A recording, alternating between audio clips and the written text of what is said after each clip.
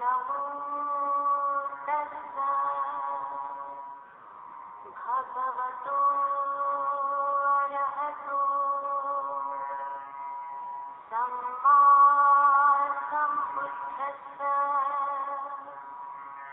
नमो तस्सा भगवतो अरहतो सम्मा सम्बुद्धस्सा नमो तस्सा भगवतो अरहतो सम्मा सम्बुद्धस्सा। नमस्ते भारतवासियों, धम्म ज्ञान चैनल पर आपका सहर्ष स्वागत है। आपका दिन मंगलमय हो, अत्तदीप भव। आज की वीडियो में हम विनय पिटक के चुल्लवग्ग के भिक्खुनी खंडक में आए भिक्खुओं और भिक्खुनियों के समान और भिन्न शिक्षा पद, धम्म का सार, प्रतिमोक्ष की आवृत्ति, दोष, प्रतिकार, संघ कर्म अधिकरण शमन, विनय वाचक और उपदेश श्रवण, शरीर संवारना, मृत भिक्खुनी का दाय भाग, भिक्खु को पात्र दिखलाना, भिक्खु से भोजन ग्रहण करना के बारे में जानकारी देंगे। वीडियो अंतिम तक देखिए। वीडियो ज्यादा से ज्यादा शेयर करें। तो शुरू करते हैं। भिक्खुओं और भिक्खुनियों के समान और भिन्न शिक्षा पद। महाप्रजापति ने तथागत से पूछा, भगवान, जो शिक्षा पद यानी आचार नियम भिक्खुओं के और भिक्खुनियों के एक से हैं, घंटे उनके विषय में हमें कैसा करना चाहिए? गौतमी, जो शिक्षा पद एक से हैं, उनका जैसे भिक्खु अभ्यास करते हैं वैसे ही तुम भी करो। भंते, जो पृथक है, उनके विषय में हमें कैसा करना चाहिए? गौतमी, जो शिक्षा पद पृथक है, विधान के अनुसार उनको सीखना यानी अभ्यास करना चाहिए। धम्म का सार।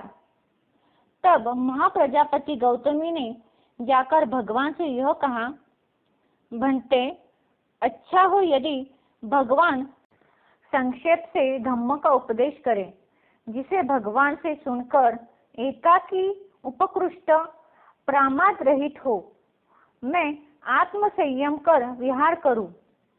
गौतमी, जिन धम्मों को तू जाने कि वह धम्म सराग के लिए है, विराग के लिए नहीं, संयोग के लिए है, विसंयोग यानी वियोग अलग होना के लिए नहीं, जमा करने के लिए है, विनाश के लिए नहीं, इच्छाओं को बढ़ाने के लिए है, इच्छाओं को कम करने के लिए नहीं, असंतोष के लिए है, संतोष के लिए नहीं, भीड़ के लिए है, एकांत के लिए नहीं, अनुद्योक्ता के लिए है, उद्योक्ता यानी वीर्यारंभ के लिए नहीं, दुर्भरता यानी कठिनाई के लिए है, सुभरता के लिए नहीं। तो तू गौतमी 16 आने यानी एकासेन जान कि न वह धम्म है, न विनय है, न शास्ता यानी बुद्ध का शासन यानी उपदेश है। और गौतमी, जिन धर्मों को तू जाने कि वह विराग के लिए है, सराग के लिए नहीं, वियोग के लिए, उद्योग के लिए, विनाश, इच्छाओं को अल्प करने के लिए, संतोष के लिए, एकांत के लिए, उद्योग के लिए, सुभरता यानी आसानी के लिए। तो तू गौतमी 16 आने जान कि यह धम्म है, यह विनय है, यह शास्त्रा का शासन यानी उपदेश है। दूसरा है प्रतिमोक्ष की आवृत्ति, दोष, प्रतिकार, संघ कर्म, अधिकरण शमन और विनय वाचन। प्रतिमोक्ष यानी पातिमोक्ष की आवृत्ति, पाठ। उस समय भिक्खुनियों का प्रतिमोक्ष का पाठ यानी उद्देश्य न होता था। तथागत से यह बात कही, भिक्खुओं, अनुमति देता हूँ भिक्खुनी प्रतिमोक्ष का उद्देश्य करने की। भिक्खुओं, अनुमति देता हूँ भिक्खुनियों के उद्देश्य करने की। दोष का प्रतिकार। भिक्षुओं, अनुमति देता हूँ भिक्षुओं को भिक्खुनियों के प्रतिकार को स्वीकार करने की। तथागत ने अनुमति दी भिक्खुनियों को आपत्ति प्रतिकार को ग्रहण करने की। संघ कर्म। उस समय भिक्खुनियों में कर्म यानी चुनाव आदि न होता था। तब तथागत ने भिक्खुनियों को कर्म करने की अनुमति दी। उसी प्रकार सभी प्रकार के कर्म करने की भी अनुमति दी। अधिकरण शमन। उस समय भिक्खुनियां संघ के बीच भंडन, कलह, विवाद करती, एक दूसरे को मुख यानी रूपी शक्ति यानी शस्त्र से पीड़ित कर रही थी। उस अधिकरण यानी झगड़े को शांत न कर सकती थी।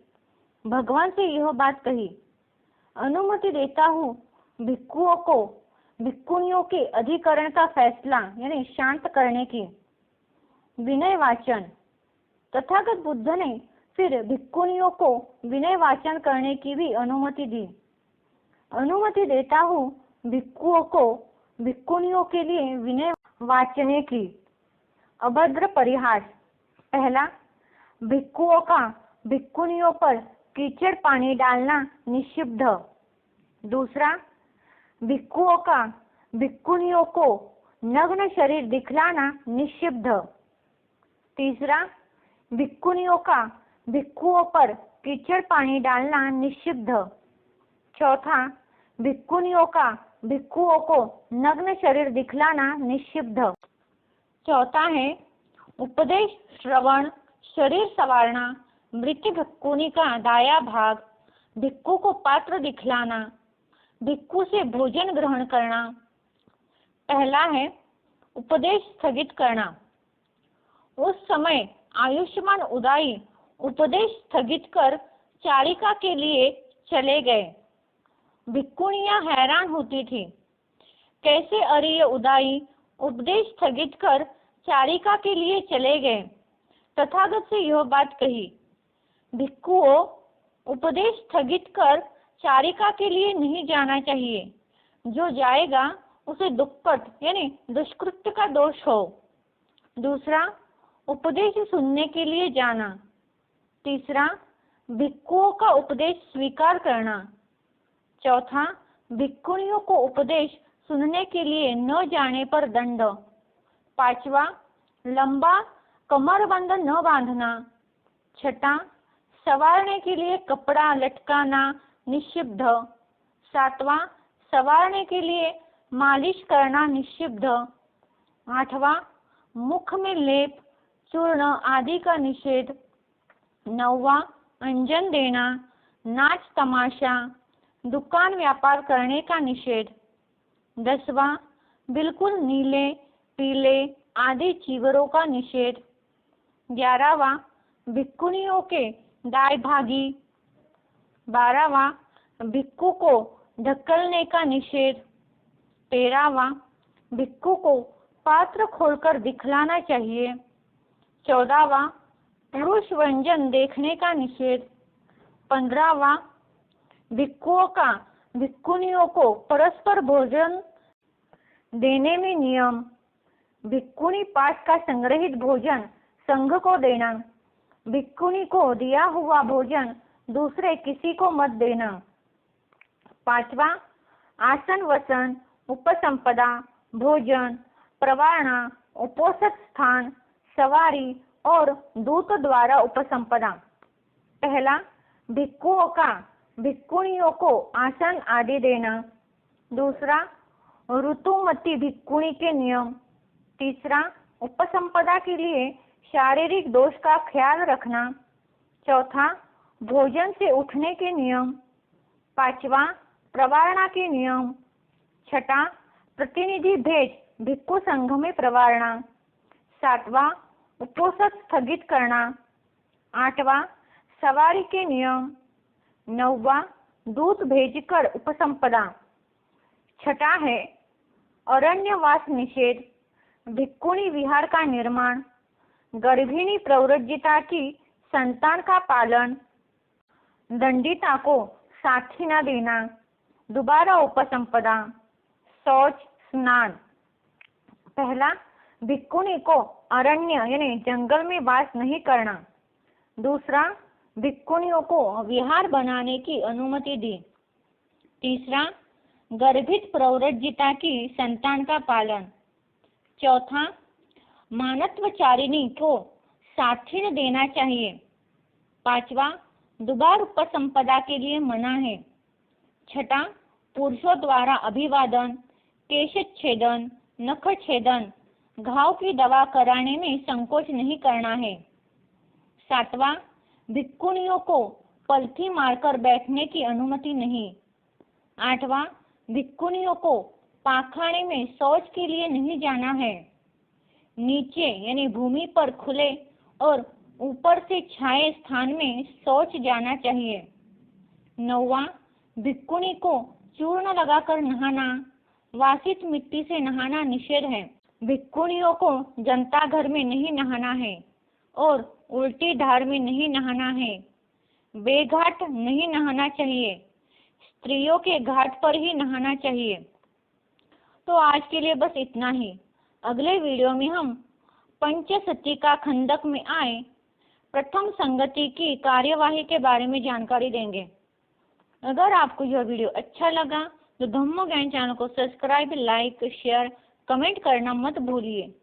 साथ ही बेल के आइकन पर क्लिक करें ताकि अगला वीडियो सबसे पहले आपके पास पहुंच जाएगा।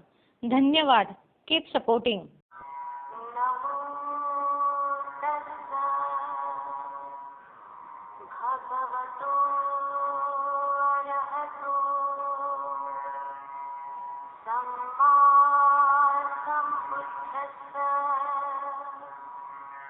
नमो तस्सा भगवतो